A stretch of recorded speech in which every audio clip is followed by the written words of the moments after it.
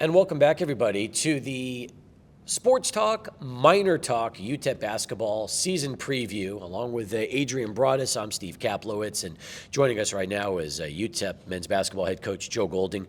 Is it hard to believe that we are already just days away from season 4 getting started for you? Yes.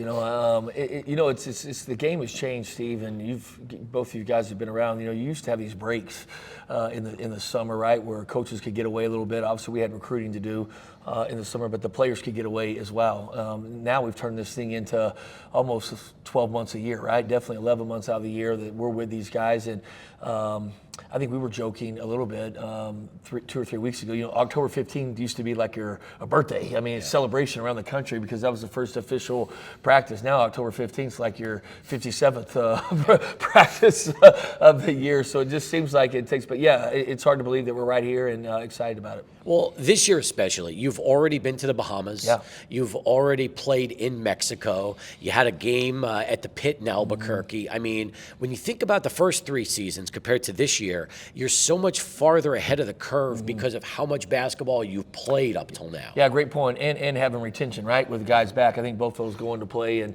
the little bit of that was strategic because we struggled on the road last year. And so we started these road game Fridays in the offseason in the summer where we would take our offseason workouts every Friday into the community.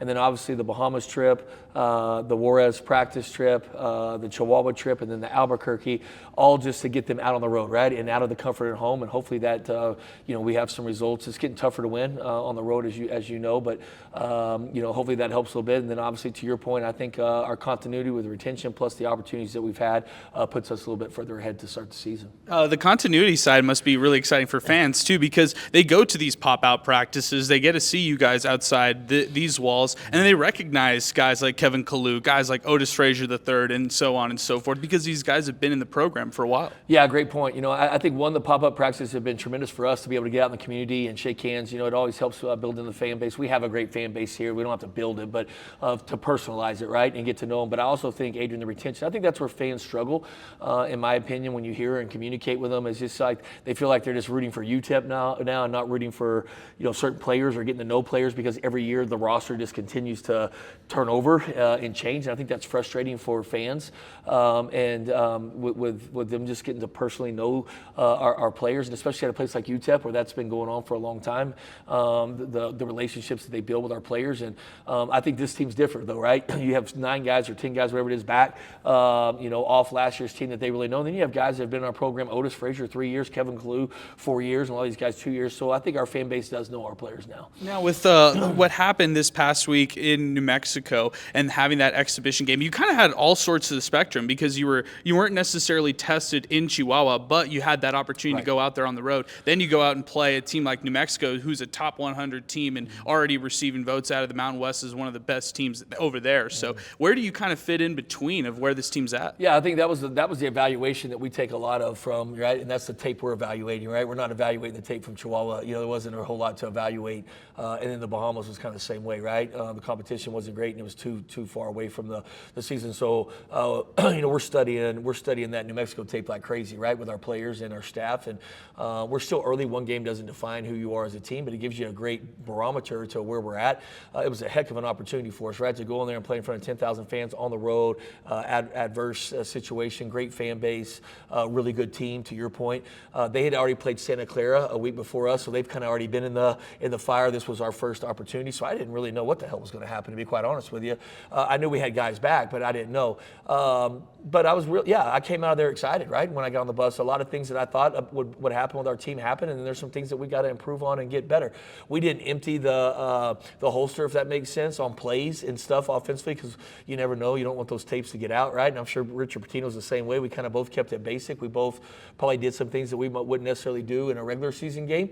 But at the same time, you had 2 teams competing and getting after it. And again, very encouraged by a lot of things. Obviously, offensively, I was discouraged a little bit with our ball movement and our shot selection and our execution. We've spent a lot of time in the summer and the fall. I thought we'd be a little bit better at that, but again, it's the first time you're out, bright lights. We got some new pieces that are playing, and it's a new team, right? We're getting used to it, and I think the film session was great for that, right? And since we've gotten back, our practices have been good, and defensively, obviously, we turned them over 25 times. We can't foul as much as we did, but I like our teams to be aggressive early, right? You can always skill them back. Do you feel like your team is a little farther ahead here on November the 1st than maybe you've been in past seasons? Yeah, and I think twofold with that, Steve. I think one, to your point, to the trips and the things that we've gone on, being able to play game action ahead of other those trips you can take once every 4 or 5 years has really helps your team. So I think, yes, the basketball side, we are ahead. Offensively, I think we're further ahead. I think people will see that as we get going early in the season. I think our fans are going to like what we're doing. It's completely different than anything we've done offensively before since I've been here. It's out of my comfort zone, but I've embraced it 100% because I know we have to get better offensively here. But yes, I do think that. And then I think the retention piece, again, Steve, right? When you have 9 guys back, I'm very comfortable with those 9 guys. They know me. I know them. I know their strengths. I know their weaknesses. And so there's a comfort zone there. But we're obviously trying to get KJ, Bynum, Barnes, and then eventually in time DC integrated, right, with those guys. And so that's where the new team comes into play. But I do think our fans will see better ball movement. Last year, it's just the way our team was built. We couldn't shoot, and our team wasn't built to move the ball, right? Tay Hardy and some other guys, they just took them some dribbles. They were scores, but in a different way, right? And we had to find different ways and get creative as we moved along the year to be able to score. This team has really moved the ball, right, from the summer and the fall, and there's some really pretty possessions. And if we do that and we continue to make the onus on creating offense for others and not ourselves, and making just the right play, because what we're doing offensively, you have to make the right play, right? If you don't, it can get stagnant, and that's what happened a little bit on Monday night. You said something interesting, though, a moment ago. This is a little bit out of your comfort zone offensively, but it got to a point when you realized in order to maybe take that next step, sometimes you got to get out of your comfort zone. Yeah, I think that's coaching, right? That's maturing. That's being comfortable in your own skin, not having an ego in your own skin, and just wanting to do what's best for our players, wanting to do what's best for our program as we continue to move forward, moving obviously through Conference USA and the Mountain West. It makes it a little bit easier to recruit. Guys want to play in this style. Guards are a little bit easier for us to find right now than bigs. And so we obviously made that decision after the New Mexico State game last year, coming back on the bus when we scored whatever it was, 50 points. I was frustrated, and from that point we started to navigate this, but we couldn't just completely flip it from one side to the other. We had to continue to win games, right? And so we were always kind of playing with it last year. But this summer I spent plenty of time studying, and I've spent a lot of time with Dusty May, a former coach in our league. I've spent a lot of time picking his brain, and he's been very generous with his time and with me. We've developed a great friendship and through this, but I think that's part of the evolution of obviously the game and where it's going, but me as a coach as well. For the evolution, maybe having 4 guys who might be seen as guards, or maybe that 4th guy is like a combo guard, and that one guy being the big at the 5, being your center. I feel like you guys can still maintain versatility while committing yourselves early on to something like that. Yeah, and I think the key to it, Adrian, is as we go along the season, how do we evolve it, right? Like how do we fit our pieces, right, to what it is? So it's going to be 4 guard based, but to your point, there's versatility. On our roster. I'll mention this, I'm sure we'll talk about it, but rebounding scares the crap out of me. I've talked about it all summer, I've talked about it fall, and we got our butt kicked in the second half. We only gave 5 offensive rebounds the first half. We gave up 14 in the second. And so sometimes when you play, and our guards are a little smaller this year, right? Tay and Zib are bigger guards, right? Barnes isn't as big. KJ's not as big. They're smaller guards. And so when we get caught in rotations and they have to rotate to the other side, it makes it a little bit difficult to win that matchup. So again, we're going to have to evolve it, right, in how we're playing and what we're doing. But the bottom line is, you got to be able to score the basketball to win in college basketball today. And the 3-point line is so key, right? We would have 5-point leads, 6-point leads last year, and I was just always on pins and needles all the time, right? Because that was one possession for them on a 3 or 2, and it's tied, right? We never could do that, right? Like if opponents had 6-point leads against us, it felt like 16, right? Because we couldn't make threes last year. If we did make threes, the game was over, right? But we just couldn't consistently do it. So I think the players we brought back. have developed that, right? And some of them were good shooters, like Trey, right? And Corey and those guys. I think David Terrell's gotten better. Otis has really shot the ball really well this summer and fall. If he could get better than 30, right, and get to that 35 range, that changes things. And then I think you look who we recruited with Bynum, Barnes, and KJ, and obviously DC. Those guys can really shoot the basketball. Well, in that first year when you were here, Coach, you guys had some of those challenges rebounding as well, but you guys became a better rebounding team as the season went along. Do you kind of see maybe some similarities there? I think it's going to have to be, right? But I think it's more you got to see it on tape, right? So they realize, all right, how they do it. Then there has to be some toughness to you. There's just you got to go out and compete, right? And you got to win 50-50 balls. And we have a saying, toughest team always wins, right? We believe the hardest playing team always wins. And so all those go into that. But yeah, great point, right? Speaking of the first team, I've had a lot of people ask me about this team compared to that first team. That first team was so talented. When you look at the guards with Sule, Keontae, and JB, right, that we inherited, right? Those were three very extremely talented guards, but we didn't have the depth around them, those three, right? Nobody wanted to come here when we got the job because they knew those three were coming off a year where they all played over 30 minutes a game. There weren't minutes to play. I do think this team is the deepest team we've had of guards, right? And so it will be interesting to see how we play off. But I think there's difference there, but I do think our guard play is definitely going to be as good as it's been. UTEP head coach Joe Golding joining us. It's the Sports Talk, Minor Basketball Preview Show here as we continue. Something else, though. When you first got here, there was no NIL. And you lost key members of that team to the portal, and it was a concern. And obviously now you've built up the NIL these last couple of seasons. You kept your whole nucleus intact this offseason. That's how much things have changed, really, in that part of the game since you first arrived. Yeah, and I'll probably answer that in two ways, too. Number one, we got hit right in the face, right? You had the transfer portal and you had the NIL, and we just weren't ready for it here, right? That's just the truth. That's the bottom line, and we've lost some really good players that first year. If we'd have had all those guys back, who knows? We could have been the fairy tale story, right? That Florida Atlantic was. That was the unique thing about Florida Atlantic is they all, they were prepared for it and they all stuck together after their run. So it was a pretty cool deal. But we didn't, right? We have, I've been fighting like crazy for it because it's just the game has changed, right? Whether we want to talk about it or not, it's the elephant in the room, right? NIL, and if you don't have an NIL that's competitive, you're not going to be a competitive basketball program, and you're not going to have a competitive football program and women's basketball. It's just is what it is. We have gotten that started. Josh Hunt and Miguel, along with many donors here in town, got that thing started for us, and we've been able to push that thing up and almost double it from year 3 to year 4. So that's definitely helped with the retention, to your point. But conversations around the league and conversations in Mountain West, we're nowhere near where we need to be to compete at that level. There's I don't have it on a sheet of paper, but, there's one player at New Mexico making more than our entire collective. Think about that for a second, right? Before we start judging product on the floor, So, I think there's some things that have to happen. I'm encouraged by what's happening on our campus. Our AD is firmly, Jim Center is doing a great job. We had a great function the other night in the community, just, again, trying to get the message out.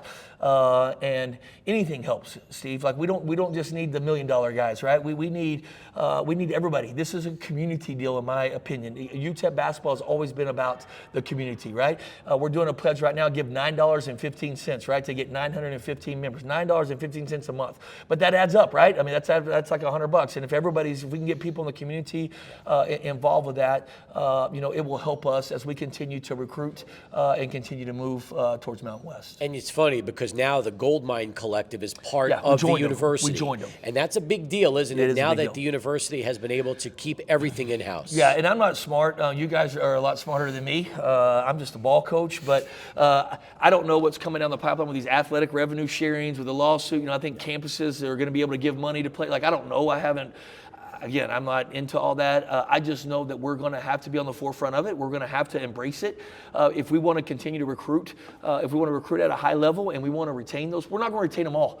Let's be honest. Us three have had these honest conversations behind the scenes. We're not going to have the SEC and the Big Ten money if they really want to come down here and grab one of our players. That money is different, right? But we have to have this money competitive with the Mountain West, right? And competitive in Conference USA on an NIL deal that we can compete, because ultimately this this place is about hanging banners, right, and competing for championships, but the game has changed, right? It's just not about going out and building relationships and recruiting now, right?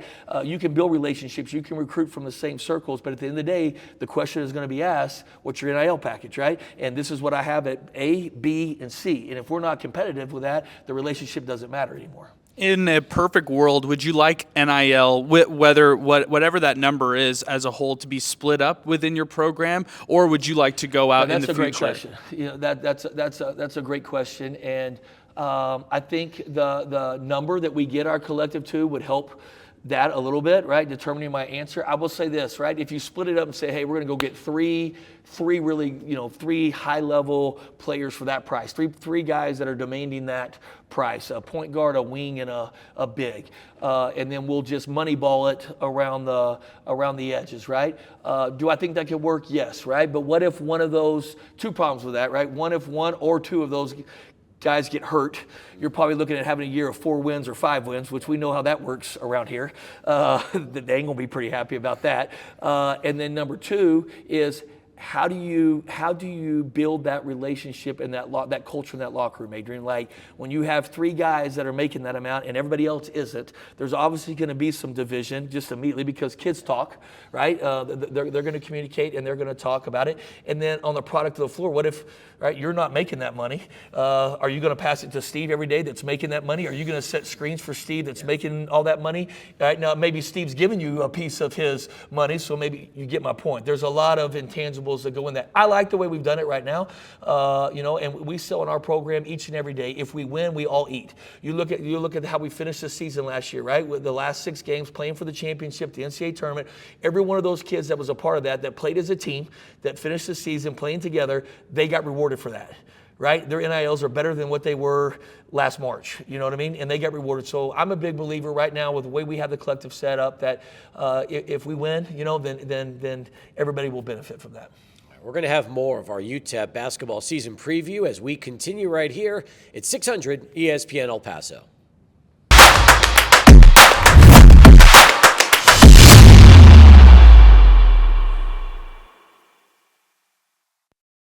Ay, qué rico es comer en el Paso, mi amor.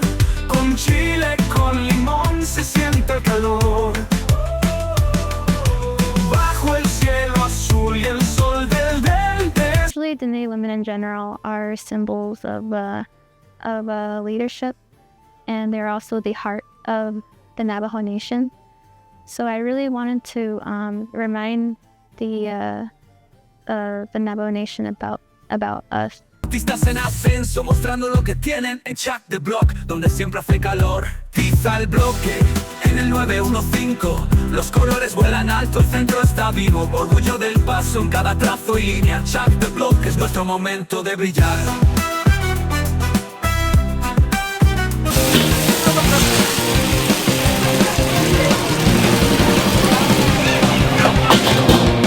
I'm originally from California. Over there in California, we have Salvadorian food in every corner. I was born in the middle of jungle with no help at all.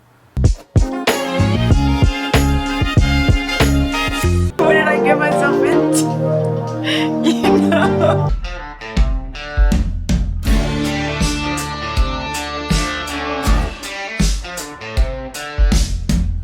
But overall, the reaction's been good, so I feel good. It hasn't really processed yet. I just kind of do the work and I put it out, and I don't really think about, like, everyone else is happy, so that makes me happy.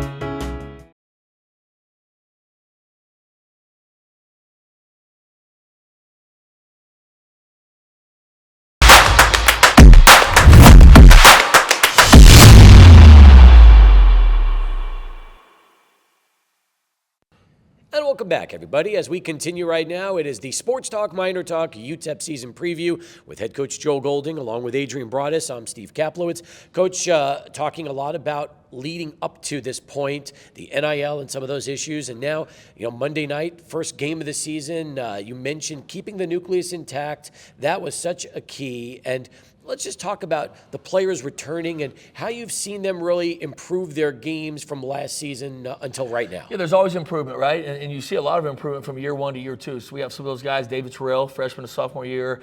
Trey Horton looks like a different kid, freshman to sophomore season. Elijah Jones is still coming along. He's obviously extremely talented. We're trying to get him to be more disciplined, and when he does, he can really help our team, and he's made some strides with that. And then you look at Corey Camper. Obviously, there's always a JUCO jump, right, from one year to the next. And then you got Baylor Hebb, who's the glue guy in our program, kind of the Swiss Army knife, right? Just as somebody that I really trust, that's obviously played high-level basketball for a long time and seen it and knows what it looks like.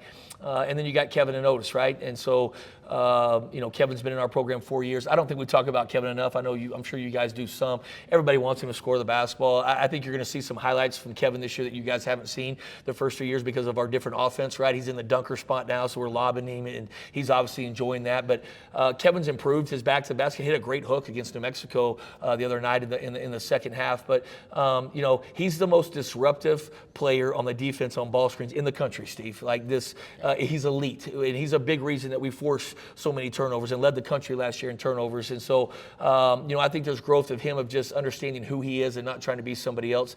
And then Otis has obviously grown through the leadership, right? He's been in here, he's been around, he's our all-conference player. And if you're going to be a preseason all-conference player and be in a program for 3 years, you got to bring it every day, right? You can't have days off, right? You got to bring it every day. You got to be a leader of this program. Now, David Terrell's going to lead. Our 5 seniors are going to lead. But if Otis is going to be that guy that they throw out there, then he has a responsibility each and every day. And so we continue to work on that with Otis. I think he's growing in that. And then to your point, I think he's shooting the ball a little bit better. David Terrell has really worked hard this summer and fall of playing off 2 feet and becoming a guy that creates offense for other guys. You can see last year sometimes he's so physical that he would just get downhill and was looking to score, all the time or get fouled. He's doing a much better job now of getting downhill. He's obviously drawing attention because of his size. And he's playing off 2 feet and finding offense, right, for Trey and Corey and different guys in Devon. So, I think there's definitely been a jump with him. Excited about Corey. He's a two-way player, can play both ways. He's kind of that quiet assassin, right? Sometimes you don't think he's out there. The next thing you know, boom, boom, boom. He makes some crazy highlights. We had a recruit in the other day, and we saw the highlight from California where he went in and dunked it. I don't know if you guys remember that against Cal, right? They went viral on SportsCenter. So obviously extremely talented, but really, really excited about all those guys. As Adrian mentioned a moment ago, in the first part of this, you really loaded up on guards, and that's where you're deepest at right now. Yeah. Knowing there's only so many minutes to play, it's got to be intense. The battles have to be really in practice and in games, high intensity. And how have the players themselves bought into the fact that they might not be seeing 30, 35 minutes a game like other programs? We're going to see. We're going to find out, right? The minutes have been pretty generous up to this point, right? But it gets real on Monday night. But that's always something you're dealing with, right, with rosters. But the competition has been great. I love it because, that's the great thing about depth, right, is if you don't do your job, we got somebody that can go in there and do your job. So you better do your job, right, and be consistent at doing your job. So that always helps you as a coach. The bench has always been the best, disciplinary thing to get people to do something you want them to do. But I like our guards. What the plan right now, going in to Monday night, and we've kind of used this in the New Mexico game, is to try to play 10 or 11 guys, right, and just continue to run guys out there. I think our guys understand that. I think at this point, they but like any plan, it's got to work, right? If it doesn't work, then there'll be maybe some rumblings inside. But that's where I like our leadership, right? When you have all those guys back, they trust me, I trust them. We have 5 seniors plus David, who obviously took a leadership role at the end of last year. We have some good leaders that know to keep the message right in the locker room. So. I don't know. That's the plan going in, right? Does it change as we move forward? I think that depends on, can those guys handle those minutes? To your point, is there the right production? If they're getting in there and they're not producing and they're not doing it the way we want it done, then we'll have to cut back that rotation. But I do like it right now. I think anytime you can play 10 or 11 guys, right, it keeps people happy. But you can't do it if you don't have the depth, right? But if we can do it with our depth, we can definitely wear. I think you saw it the other night against New Mexico. We wore them down, right? Dent played 31 minutes, and our guards were playing, 20, 25 minutes, right? That's a big difference. So, I think it can wear things down. I think it can be very strategic for us, positively for us. But again, we'll have to see when we get in the fire. I've described David Terrell as kind of one of the alphas in the room whenever you see him out there. But do you know his best version, like in the future? Can you kind of see a crystal ball and see that's the kind of player he could be? Or do you still feel like he's barely kind of scratching the surface on what kind of player he could be in the future? I still think he's scratching the surface. He works extremely hard behind the scenes with Coach Miller, Reggie Miller. Him and Reggie have a very, very good relationship. It's every day. Every day they're in there. They have a routine, right, that they go through, and you've seen the growth. The growth this year, last year, when David came to us, he was a big physical guard, obviously could defend at a high level, and was just a winner, leader and winner. I've told the Homecoming King story. You don't come Homecoming King in Texas as a basketball player. That's always a football player, and the Queen's always in the band, right? It's the votes, right? The basketball players just don't win it in Texas, right? He won it, right? Like, that just tells you everything you need to know about David Terrell, right? People love him. He just has that it factor that you look for all the time. He has it, right? And he's not afraid. He's not afraid at all. There's some stories go back. You guys will have to mention in the Conference USA tournament at the Liberty and Sam game where even we were behind. He was telling those guys, "No, we're going to win this game," right? And and that's where the leadership came from our veterans, right? Because he delivered on that, right? It's one thing to say it. It's another thing to play the minutes and deliver on it, right? But I think now what you're seeing, the jump we need for him is, again, create offense for other guys. Finish at the rim, and then in the leadership bring people along with you with that alpha dog mentality, right? That toughness mentality, and I think he's doing that, right? There was times, like in the Mexico game and the Chihuahua game, he didn't play with 2 feet, but then again, the level of competition wasn't there. He wanted to just go in there, but he's still forming those habits, if that makes sense. But you saw it in the New Mexico game on 4 or 5 possessions where he went in there and he played off 2 instead of taking a tough layup with 3 guys on him and made the pass back to Trey or made the pass across the court to Devin, right? And gave us some really, really good looks and opportunities, man. And so I think that's the growth with him, because here's the deal with DT. He's so good at getting in the paint, right? If he creates offense for other guys, now the paint has to open up, right? Because now they're concerned about him spraying it out there and giving up threes. And when that happens, then the paint is really going to open up for him, right? And I think can even get him, becoming even better at the rim. So really excited about his growth. For Devin Barnes, I've been to some practices. It feels like I have to remind myself, wait, he wasn't a part of last year's team. Yeah. He's just really acclimated himself well. Yeah, I think a little bit. He's from here, right? Yeah. And so he's comfortable here. He's been to UTEP. He's been to games at UTEP. It's always been his dream to play here at UTEP. In recruiting, you don't get everything right. We should have taken him probably the year before when he wanted to come here. We didn't. Thank God he let us go back and re-recruit him.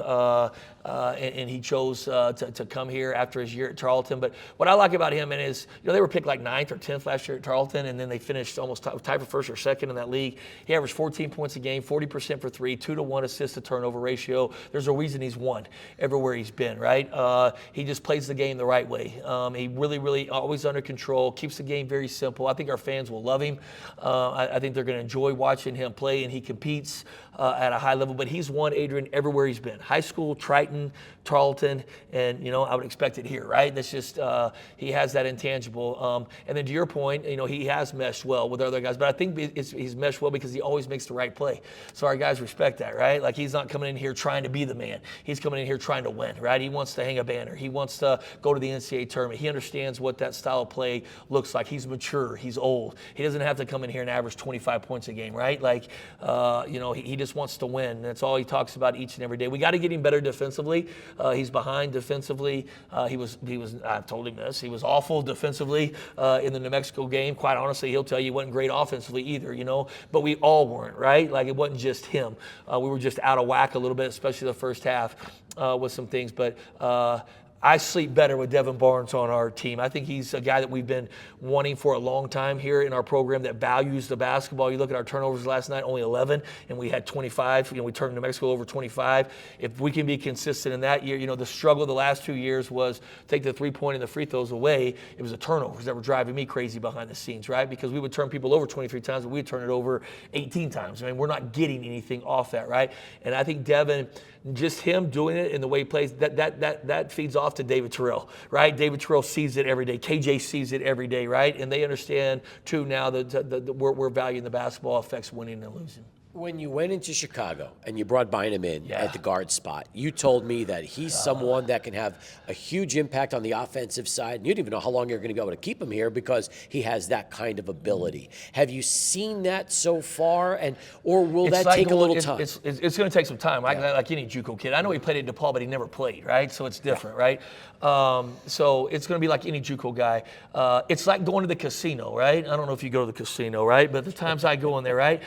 Sometimes you go in there on the dice table and you roll and you hit, right? And you leave with your pocket full and your chest out and you crush them, right? Sometimes you go in there and throw the dice and they kick your butt. Well, that's Bynum right now, right? Offensively. Some nights he can turn a 6-point game into a 16-point game in 2 minutes, right? That's just his knack and how he can score the basketball. He is a high-level scorer. I mean, he's just wired to score.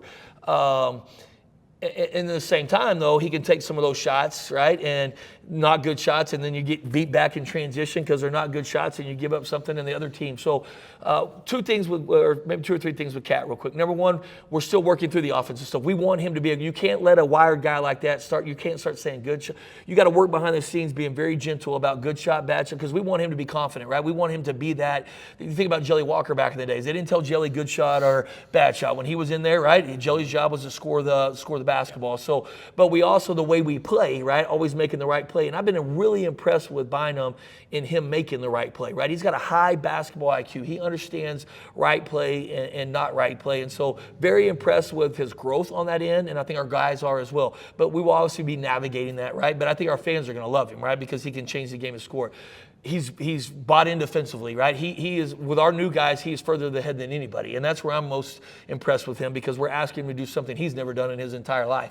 But we think he can be elite defensively as well. And then I love his energy, man. I just love being around him. He's got a great smile. He's happy to be here. And I think our guys have bought into it, and the relationship piece with him. I knew that one might be the most difficult, and I was transparent with our guys just because of the way he scores the basketball, but it hasn't affected our locker room at all. He's not a volume necessarily, guy. He believes every time he has it, and you guys have seen a lot of guards here, at UTEP, but he believes every time he has it, he can go get a basket, right? That's just his mindset. And, those are good guys to have. And I think, again, when you think about finishing games, we have some different options this year that we can go to finish game. Last year, we never really knew where we were going for a while to close the game, right? And I think this year, we've got multiple guys that we can go to finish a game. KJ, another one of your newcomers at the guards at the freshman spot. How similar will fans see his game compared to, let's say, David Terrell as he started his freshman year? Yeah, different, right? David's a big physical guard. KJ's more, he'll play the point, but he's more of a combo coming into us. But where they're similar is winners, right? Coachable leaders and winners, right? That's where they're very similar. But their games are different. KJ can obviously shoots the ball at a pretty high clip. He passes the basketball at a high clip. I mean, not that David doesn't do those things, but they're just the size, I think, is where the difference is. KJ's just small, right? He's got to put on more weight as he progresses through our program over the next 3 years. But he competes, man. He gets after the ball defensively. He was getting after it all night. We threw him in the fire. He played 15 minutes against New Mexico. He actually, because I think half our team fouled out, he had to finish the game the other night. But that was good for him, right? And then Dent is guarding, the full 94 feet, and Dent's got, and he's having to guard Dent. And Dent blew past him one time and made him look like, made him exposed him. Went right past him. But that's the beauty of those. There's going to be some of that as his growth. But the next possession, he went right back at Dent, right? Like, he's just a competitor. He competes. He thinks he belongs, and he does, at this level. And he's going to be fun to watch grow this year, because it's different than David. We didn't have that spot last year, so immediately David got minutes out of necessity a little bit, and we had to grow through David. And then David got to the January, February, and obviously March, and was playing great, right, because of what he went through. We don't necessarily have to rush KJ at this point because we have so much depth and older guards. We don't have to just throw KJ in there. But if he earns it, he's going to play, right? That's if he affects winning and losing for us, he's going to play. And KJ wants to play, and so he's going to play. Right now, he's earned the right to play. How much? That will be determined to our conversation earlier. How does he produce and what does it look like? But I think they're different players, and that's what I like. A lot of our guards are different. When you really start to look at our guards and you guys see us play, it's not like they all have the same skill set. They're all kind of different, which gives us the flexibility and the variety to do some different things, to your point earlier. Derek Hamilton became a fan favorite toward the end of season last year. What's his role this year? He's my favorite too, right? I just love the kid. You guys have spent time with him behind the scenes. He's the sweetest kid I've ever coached. I mean, just incredibly nice, man. Just unbelievable human being. I tell Casey and Chase every day, if you could be Derek Hamilton and Corey Camper, I win, right? Like they're just great human beings, man, and young men. But we need him to be a little bit nastier, right? When he gets between the lines, we need him to. We need him to. It's not that he's not tough, right? But we need him. Two things with him: we need him to be a little bit nastier, and then we need him to get in shape. And we fought this conditioning with him for 3 years now. You look at the other night, and he plays 12 minutes, 11 minutes, and 50-something seconds or whatever it was, but he's 5 for 7 on the floor. If that's 20 minutes, that's 10 of 13 from the floor, a 9 of 12 from the floor, and that's a game changer for us. Down the stretch last year, right, he changed us offensively, so I love him. I know our fans love him as well. I want to play him too, but he's got to get in shape to play. He knows this. When he's not in shape and he can't change ends of the floor, he's a liability, right, to us on that end of the floor. And, especially last year because we couldn't trade baskets with people last year, right? And so this year, hopefully we can score it a little better. Maybe we can, get him some extended minutes. But he's moving in the right direction with the conditioning. But like I tell him every day, sooner the better, My last one, Coach, and I appreciate the time. Yep. Non-conference schedule is right around the corner here. Yep. You're a big game-by-game person, but where do you feel like you'll learn a lot about this team? Is it the first road trip to Utah Valley? Is it the Las Vegas trip, the Ball Dogs Classic? Where do you feel like you'll learn a lot? To your question, I'll give you the political, but seriously, from a coach's standpoint, every game's important in non-conference, right? But, I think they all bring critical challenges. Like the first one, man, like we haven't been very damn good in this WAC challenge, to be honest with you. We've had some tough draws, and we just haven't won the games that, we need to win those games. And so we're going to Utah Valley. I've never been there. They say it's a really tough place to play. Obviously have a really good program. They're extremely well coached. So we're going to get a test on the road quickly and earlier. We got to go back to UC Santa Barbara. We know they're going to be better this year, and we beat them last year. That's a tough place to play, right? And they've had one of the best mid-major teams in the country over the last 5 or 6 years. The Vegas deal, I think we're playing 3 really good. You look at the Mountain West, the future of that, we're playing San Jose. So it's a good opportunity for us to see that and look what that looks like. Long Beach State has a new coach coming over from San Diego State, where they've had tremendous success over the last decade.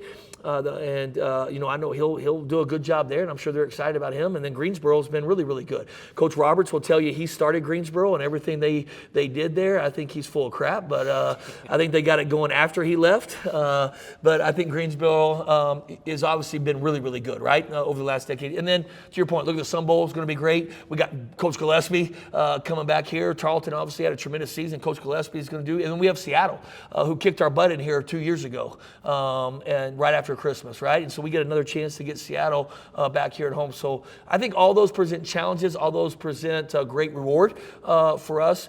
More importantly, to anything, Adrian, in the non-conference, it is what it is right here, man. I think we can publicly talk about it. This is a one-bid league, right? So it's about navigating those things. It's about challenging yourself, and it's about getting ready for January, right? Getting ready for January and February, and we need to compete for championships. We did that in the conference tournament. We need to be prepared in March, but I would like to compete for the conference championship in January and February, right? And that's something we haven't done, and that's something that this team, we don't talk about it. We talk about it every day, just getting better every day and winning the day, but that's something this team, that's the expectation. So let's wrap it up with that. Yeah. you've got Louisiana Tech and Western Kentucky, preseason 1 and 2 in the league. Where do you see yourself right now in the grand scheme of things in Conference USA? Yeah, I'll say this. I think this league's going to be better this year than it was last year. My humble opinion. I think we got some players that came back. You know, you look at Bacho came back, McHenry came back, Landers came back, the Marshall came back. I know the point guards, 2 point guards for La Tech came back. Sam Houston brought almost everybody back, but the one that went to Ole Miss.